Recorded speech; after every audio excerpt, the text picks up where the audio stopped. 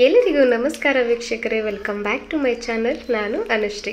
ನಾನು ಇವತ್ತಿನ ದಿನ ಬೀನ್ಸ್ ಪಲ್ಯನ ಯಾವ ರೀತಿ ಮಾಡೋದಂತ ತೋರಿಸ್ಕೊಡತ್ತೀನಿ ರೀ. ಯಾರೆಲ್ಲ ನಮ್ಮ ಚಾನಲ್ನ ನೀವು ಸಬ್ಸ್ಕ್ರೈಬ್ ಮಾಡ್ಕೊಂಡಿಲ್ಲ, ಪ್ಲೀಸ್ ದಯವಿಟ್ಟು ಸಬ್ಸ್ಕ್ರೈಬ್ ಮಾಡ್ಕೊಳ್ರಿ. ಹಂಗೆ ಬೆಲ್ ಬಟನ್ ಮೇಲೆ ಕ್ಲಿಕ್ ಮಾಡಿ ಒಂದು ಲೈಕ್ ಮಾಡಿರಿ.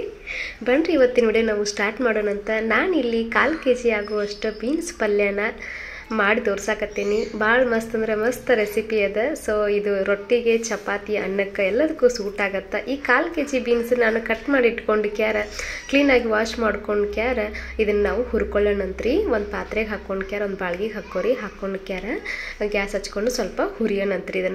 ಇದು ನೀರಿನ ಅಂಶ ಏನಿರತ್ತೆ ನೋಡ್ರಿ, ಈ ನೀರಿನ ಅಂಶ ಎಲ್ಲನೂ ಅಟ್ಟಿಸ್ಬೇಕು. ಈ ನೀರಿನ ಅಂಶ ಎಲ್ಲ ಹೋಗೋವರೆಗೂ ನಾವು ಹುರಿಯೋಣಂತ ನೋಡ್ರಿ.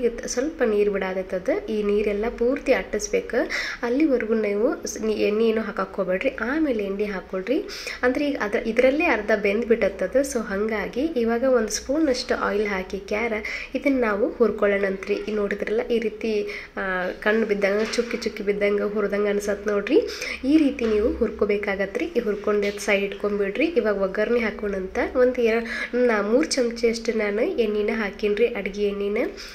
ಇವಾಗ ನಾನು ಇದಕ್ಕೆ 1 ಚಮಚದಷ್ಟು ಸಾಸಿವೆ ಹಾಕಾಕತ್ತೀನಿ ರೀ. ಹಂಗೆ ಮತ್ತೊಂದು ಚಮಚಷ್ಟು ಜೀರಿಗೆನೂ ಹಾಕೊಂಡಂತ್ರಿ. ಇದಕ್ಕೆ ಇದೆಲ್ಲ ಚಟಪಟ ಸಿಡಿದ ಆದ್ಮ್ಯಾಗ ನಾನು ಒಂದು ಉಳ್ಳಾಗಡ್ಡಿನ ಕಟ್ ಮಾಡಿ ಇಟ್ಕೊಂಡಿದ್ದೆ ರೀ. ಒಂದು ದೊಡ್ಡ ಸೈಜ್ ಉಳ್ಳಾಗಡ್ಡಿನ ಚಿಕ್ಕದಾಗಿ ಕಟ್ ಮಾಡ್ಕೊಂಡು ಅದನ್ನು ಹಾಕಾಕತ್ತೀನಿ ರೀ. ಅದನ್ನು ಹಾಕಿ ಸ್ವಲ್ಪ ಕೈ ಆಡಿಸ್ರಿ. ಇವಾಗ ನಾವು ಒಂದು ಹೆಸರು ಕರಿಬೇವು ಹೆಸರು ಹಾಕೊಂಡಂತ್ರಿ. ಕರಿಬೇವು ಹಾಕಿ ನೀಟಾಗಿ ಅದೆಲ್ಲ ಈರುಳ್ಳಿ ಸ್ಮೆಲ್ ಎಲ್ಲ ಹೋಗೋ ತನಕನೂ ನೀವು ಎಣ್ಣೆ ಒಳಗೆ ಹುರ್ಕೊಳ್ರಿ. ಇದು ಹುರ್ಕೊಂಡು ಆದ್ಮ್ಯಾಗ ನಾನು ಒಂದು ಅರ್ಧ ಚಮಚದಷ್ಟು ಅರಿಶಿನ ಪುಡಿ ಹಾಕಾಕತ್ತೀನಿ ರೀ. ಈ ಅರಿಶಿನ ಪುಡಿ ಹಾಕಿದ ಆದಮೇಲೆ 1 ಚಮಚದಷ್ಟು ಧನಿಯಾ ಪುಡಿ ಅಂದ್ರೆ ಹವೀಜ್ ಪುಡಿನ ಹಾಕಾಕತ್ತೀನಿ. ರುಚಿಗೆ ತಕ್ಕಂಗೆ ಉಪ್ಪು ಹಾಕ್ಕೊಳ್ರಿ. ಉಪ್ಪು ಇದೆಲ್ಲ ಹಾಕ್ಕೊಂಡು ಆದಮೇಲೆ ನೀವು ಖಾರಕ್ಕೆ ಎಷ್ಟು ಬೇಕು ನೋಡು, ನಾನು ಇಲ್ಲಿ ಒಂದು 2 ಚಮಚದಷ್ಟು ಖಾರದ ಪುಡಿ ಹಾಕಾಕತ್ತೀನಿ ರೀ. ನೀವೇನಾದರೂ ಇನ್ನೂ ಸ್ವಲ್ಪ ಖಾರ ಜಾಸ್ತಿ ಬೇಕನ್ನೋರಾಗಿದ್ರೆ ನೀವು ಇನ್ನೊಂದು ಅರ್ಧ ಚಮಚಷ್ಟು ಹಾಕೋಬೋದ್ರಿ, ಏನೂ ತೊಂದರೆ ಇಲ್ಲ. ಕೆಲವೊಬ್ಬರು ಖಾರನ ಸ್ವಲ್ಪ ಜಾಸ್ತಿ ಇಷ್ಟಪಡ್ತಾರೆ.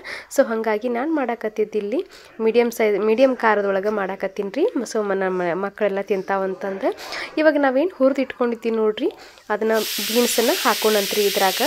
ಇವಾಗ ನೀವೇನು ಖಾರ ಮಸಾಲೆ ಎಲ್ಲ ಪೂರ್ತಿ ಎಣ್ಣೆ ಒಳಗೆ ಹುರ್ಕೊಳ್ರಿ. ಇದನ್ನು ಹುರ್ಕೊಂಡು ಆದಮೇಲೆ ಇದನ್ನು ಹಾಕಿರಿ. ಅಲ್ಲಿವರೆಗೂ ನೀರೇನು ಹಾಕಕ್ಕೆ ಹೋಗ್ಬೇಡ್ರಿ. ಇವಾಗ ನೋಡಿದ್ರೆಲ್ಲ ಇದನ್ನು ಪೂರ್ತಿ ಒಂದು ಸ್ವಲ್ಪ ಅಂದ್ರೆ ಸ್ವಲ್ಪ ಒಂದು ಅರ್ಧ ಕಪ್ಗಿಂತ ನಾನು ಸ್ವಲ್ಪ ಕಡಿಮೆ ನೀರು ಹಾಕಿದ್ದೀನಿ ರೀ. ನೀರು ಹಾಕಿ ಇದನ್ನು ನಾವು ಉಗಿದ ಮೇಲೆ ಬೇಯಿಸ್ಕೊಂಬಿಡೋಣಂತ್ರಿ. ಈ ಆವಿ ಒಳಗೆ ಬೆಂದ್ಬಿಡುತ್ತದ ಉಗಿದ ಮೇಲೆ. ಇದಕ್ಕೆ ಜಾಸ್ತಿ ನೀರು ಅದೇನು ಹಾಕೋಕೆ ಹೋಗ್ಬೇಡ್ರಿ. ಇದು ಡ್ರೈ ಹಂಗೆ ಚೆನ್ನಾಗಿ ಅನ್ಸುತ್ತೆ. ಅಂದ್ರೆ ಬೀನ್ಸ್ ಫ್ಲೇವರ್ ಏನಿರತ್ತೆ ನೋಡ್ರಿ, ಅದು ಗೊತ್ತಾಗತ್ತಿದ್ರಾಗ. ಸೊ ಹಾಗಾಗಿ ನಾವು ಜಾಸ್ತಿ ನೀರು ಹಾಕೋದ್ರಿಂದ ಟೇಸ್ಟ್ ಗೊತ್ತಾಗಂಗಿಲ್ಲ. ಮಸಾಲೆ ಅದೆಲ್ಲ ಜಾಸ್ತಿ ಹಾಕೋದ್ರಿಂದ ಇದಿಷ್ಟು ಮಾಡಿದ್ರಿ ಅಂತಂದ್ರೆ ನೀವು ರುಚಿ ಗೊತ್ತಾಗತ್ರಿ. ರೊಟ್ಟಿ ಒಳಗೆ, ಚಪಾತಿ, ಅನ್ನದ ಜೊತೆಗಂತೂ ಭಾಳ ಚೆನ್ನಾಗಿ ಅನ್ಸತ್ರಿ ಇದು. ಇವತ್ತೆಲ್ಲ ಚೆಂದ ಕುದ್ದು ಆದಮೇಲೆ ನಾವು ಲಾಸ್ಟಿಗೆ ಸ್ವಲ್ಪ ಕೊತ್ತಂಬರಿ ಸೊಪ್ಪನ್ನ ಹಾಕೋಣಂತ್ರಿ. ಕೊತ್ತಂಬರಿ ಸೊಪ್ಪು ಹಾಕಿ ಸ್ವಲ್ಪ ಕಾಯಿ ತುರಿ ಹಾಕ್ಕೊಳ್ರಿ. ಕಾಯಿ ತುರಿ ಹಾಕೋದ್ರಿಂದ ರುಚಿ ತುಂಬ ಚೆನ್ನಾಗಿ ಅನ್ಸುತ್ತೆ. ಅಂದ್ರೆ ತಿನ್ನೋವಾಗ ಹಸಿ ಕೊಬ್ಬರಿ ಬರುತ್ತೆ ನೋಡ್ರಿ, ಅದರ ಟೇಸ್ಟ್ ಇನ್ನೂ ಸ್ವಲ್ಪ ಚೆನ್ನಾಗಿ ಅನ್ಸುತ್ತೆ. ಇದನ್ನೆಲ್ಲ ಸ್ವಲ್ಪ ತಿರುವಾಡಿದ ಆದಮೇಲೆ ನೀವು ಇನ್ನೊಂದು ನಿಮಿಷ ಸ್ವಲ್ಪ ಹಂಗೆ ಕೈ ಆಡಿಸ್ರಿ. ಕೈ ಆಡಿಸಿದ್ರಂದ್ರೆ ಇವಾಗ ರೆಡಿ ಆಗೈತಿ ಬೀನ್ಸ್ ಪಲ್ಯ. ಇದು ರೊಟ್ಟಿ ಮತ್ತು ಚಪಾತಿ, ಅನ್ನದ ಜೊತೆಗೆ ಭಾಳ ಚೆನ್ನಾಗಿ ಅನ್ಸುತ್ತೆ. ಒಂದ್ಸಲ ನೀವು ಈ ರೀತಿನ ಬೀನ್ಸ್ ಪಲ್ಯನ ಮಾಡಿ ನೋಡ್ರಿ. ಇನ್ಸ್ಟಂಟಾಗಿ ಮಾಡ್ಕೋಬೋದು, 1-2 ನಿಮಿಷದಲ್ಲಿ ಮಾಡ್ಕೋಬೋದು ರೀ ಬೀನ್ಸ್ ಪಲ್ಯನ. ಬೀನ್ಸ್ ಪಲ್ಯ ಮಾಡೋದು ಕಷ್ಟ ಏನಲ್ಲ. ಮತ್ತು ನಾ ಮುಂದಿನ ನೋಡಿದಾಗ ಸಿಗ್ತೀನಂತ್ರಿ. ನಮಸ್ಕಾರ ರೀ.